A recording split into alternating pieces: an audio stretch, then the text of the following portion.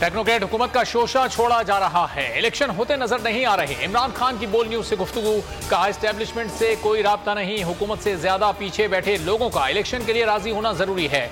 मजीद बोले जनरल बाजवा ने बड़ा जुल्म किया, डिफॉल्ट होने के करीब खड़े हैं। साबिक आर्मी चीफ के नजदीक सियासतदानों की करप्शन बेमायने थी। पीटीआई हुकूमत में 5% डिफॉल्ट का खतरा था, अब 90% है। मुल्क में जंगल का कानून। ये कहना कि अब शहबाज शरीफ और इनकी हुकूमत नहीं चल रही तो हम अमेरिका से या कहीं से कोई टेक्नोक्रेट इंपोर्ट करके यहाँ पे लगा दें, हमें बहुत तशवीश है कि आप कह रहे हैं कि इस हुकूमत को घर भेज के हम 2.5 साल के लिए टेक्नोक्रेट गवर्नमेंट बना। देखें, ये पाकिस्तान के साथ ये तजुर्बे और मजाक बंद होना चाहिए। इमरान के बगैर तो पाकिस्तान की सियासत भांज है। इम्पोर्टेड टेक्नोक्रेट के खिलाफ एहतजाज हुआ तो वो जूते छोड़कर भाग जाएंगे। शहबाज शरीफ को घर भेजकर टेक्नोक्रेट हुकूमत लाना बड़ी गलती होगी। फवाद चौधरी कहते हैं पाकिस्तान में फैसले करने वाले लोग मजीद तजुर्बे करना बंद कर दें। हमाद अजहर बोले पीडीएम का तजुर्बा फेल हो गया, कोई नया तजुर्बा किया गया तो वो भी फेल होगा। दुरुस्त फैसले किए जाएं तो मुल्क अपने पांव पर खड़ा हो सकता है। एस्टेब्लिशमेंट से उनके सहूलतकार हट गए, किसी और इदारे में शायद उनके सहूलतकार अभी मौजूद हो। बिलावल भुट्टो की लाड़काना में गुफ्तगू, कहा ये चाहते हैं बैकडोर से एक मरतबा फिर वजीर आजम बन सकें। इलेक्शन वक्त पर होंगे तो इनके सहूलतकार किसी भी इदारे में मौजूद नहीं रहेंगे।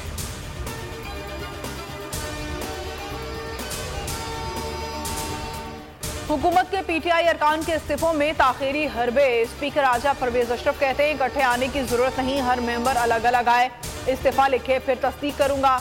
पॉलिसी बड़ी वाज़ेह है, आईने पाकिस्तान की पाबंद है। दरअसल पीटीआई वक्त कल सुबह 11 बजे स्पीकर से मुलाकात करेगा।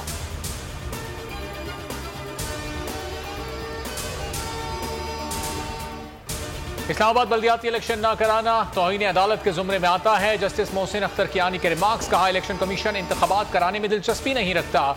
क्या कभी कौमी सूबाई असम्बली के इंतखाबात मुलतवी किए?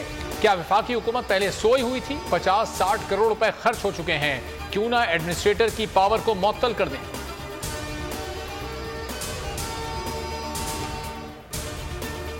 पाकिस्तान को रूस यूक्रेन जंग का हिस्सा नहीं बनना चाहिए था। इमरान खान की गैर मुल्की स्कॉलर से गुफ्तगू, कहा पाकिस्तान जैसे ममालिक को बड़े तनाज़ात का हिस्सा नहीं बनना चाहिए। रूस यूक्रेन तनाज़े से दुनिया में बेशुमार मसाइल ने जन्म लिया। मज़ीद कहा अफगानिस्तान में रिजीम चेंज के नताइज पाकिस्तानी कौम भुगत रही है।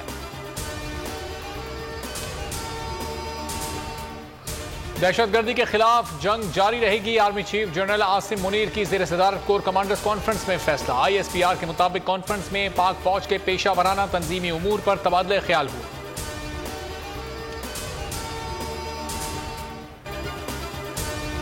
दोस्त ममालिक हुकूमत को पैसे देते हुए डर रहे हैं। डॉलर की सप्लाई ना होने की वजह 3 रेट है। शौकत तरीन की बोल न्यूज से खुसूसी गुफ्तगू, मुजम्मिल असलम बोले मुल्क दिवालिया हो चुका है, कारखाने बंद हो रहे हैं, बेरोजगारी का बहुत बड़ा बहरान आने वाला है। 6 अरब डॉलर के जखायर रह गए, रकम ना आई तो 8 से 10 हफ्तों में ज़र मुबादला के जखायर खत्म हो जाएंगे।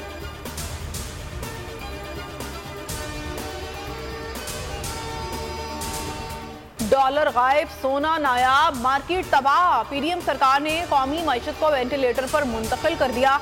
ओपन मार्केट में डॉलर 235 रुपए 50 पैसे तक पहुंच गया। सोने की कीमत 1,82,800 रुपए हो गई। स्टॉक मार्केट में मुसलसल मंदी। मेरे भाई को मार के चले गए, मेरे भाई का कसूर क्या था? वजीर आला सिंध मुराद अली साईं मुराद अली शाह है, हमें इंसाफ चाहिए और हमारे बच्चे के लिए कुछ करें और कातिलों को इबरतनाक सजा दें। नामवर आलमदीन मौलाना तारिक जमील अस्पताल में जेर इलाज। बेटे यूसुफ जमील का कहना है वालिद की हालत अब बहुत बेहतर है। 3 दिन तक डॉक्टर्स ने अस्पताल में अपनी जेर निगरानी रखना है। आपसे मजीद दुआओं की दरखास्त है।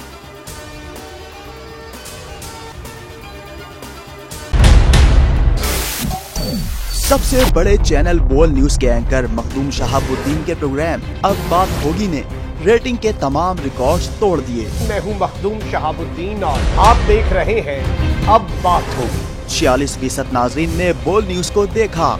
सोशल मीडिया पर भी सबने ज्यादा देखा। सब्सक्राइब करें और बेल दबाएं ताकि कोई खबर रह न जाए।